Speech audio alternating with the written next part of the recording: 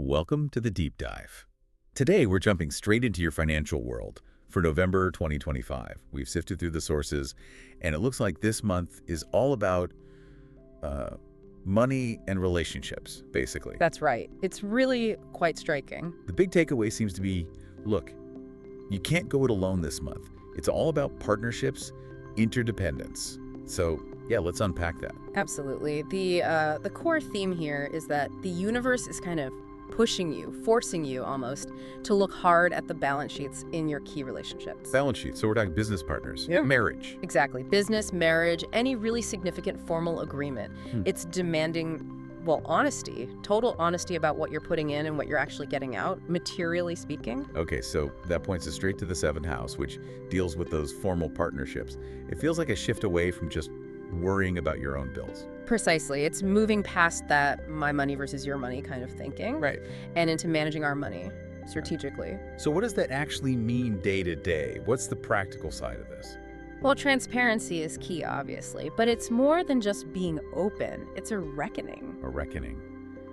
Sounds intense. It can be. Any, hidden financial imbalances, maybe with a joint mortgage or if you're pooling money for an investment, those are going to come right to the surface. Oh. And if you've been propping up a partnership, business or personal, that's frankly draining you financially, November shines a big spotlight on that. You won't be able to ignore it. Okay, wow. And then things seem to get even more complex as we move into the eighth house territory. Share resources, loans, debt, that sort of thing. Yes, exactly. The eighth house is all about those deeper, often entangled financial matters. Other people's money, essentially. And with Mercury there, well, get ready for paperwork. Lots of it. Paperwork. So what needs the most attention? Where should you focus first? It's about meticulous diligence. Looking at the sources, the advice is clear. Prioritize the critical legal stuff first. Check your insurance policies. Update wills, if necessary. Clarify any inheritance questions.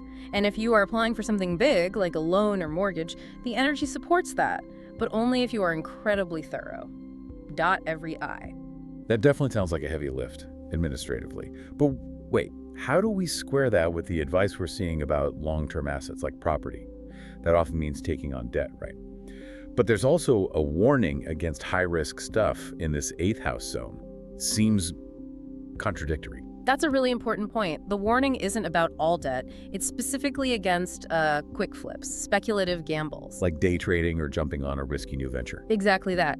The recommendation is actually for stability. Tangible assets, property, things that represent strategic, long-term wealth building, not get-rich-quick schemes. And crucially, keep an eye on your partner's situation. Their finances might shift, and you might need to be the one providing stability for both of you. Okay, that clarifies it.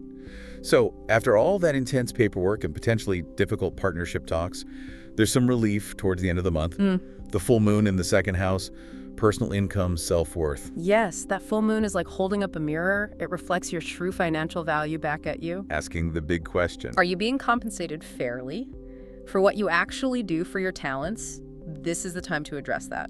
So asking for a raise, maybe. Yeah. Or negotiating a better rate. Absolutely. Asking for the raise, locking down a bonus, closing a really good contract. It's also the perfect moment to create a new budget, one that truly reflects your, let's say, evolved priorities and sense of self-worth. And looking a bit longer term, we've got Venus in Capricorn and Mars in the fourth house. That seems interesting. Potential opportunities maybe from far away or academia, but also Mars suggests maybe a big spend related to home. That's the dynamic. Venus and Capricorn want structure, discipline. Think long-term building, like you said, solid foundations. But Mars in the fourth, the house of home and family, might mean writing a significant check, maybe for a renovation, a deposit on a new place, and things substantial for domestic security. So investment, but also possibly a big outlay. Correct. And don't forget Saturn hanging out in the 11th house. Your social networks, your friends, your alliances. Ah, yes. What about that? That requires discernment, serious discernment. You need to ask yourself, are the people around you, your friends, genuinely supportive? Or are they, maybe unintentionally, a financial drain? Oof, tough question. It is. But building alliances with people who share your work ethic, your ambition, that's really key for collective success right now. Choose your circle wisely.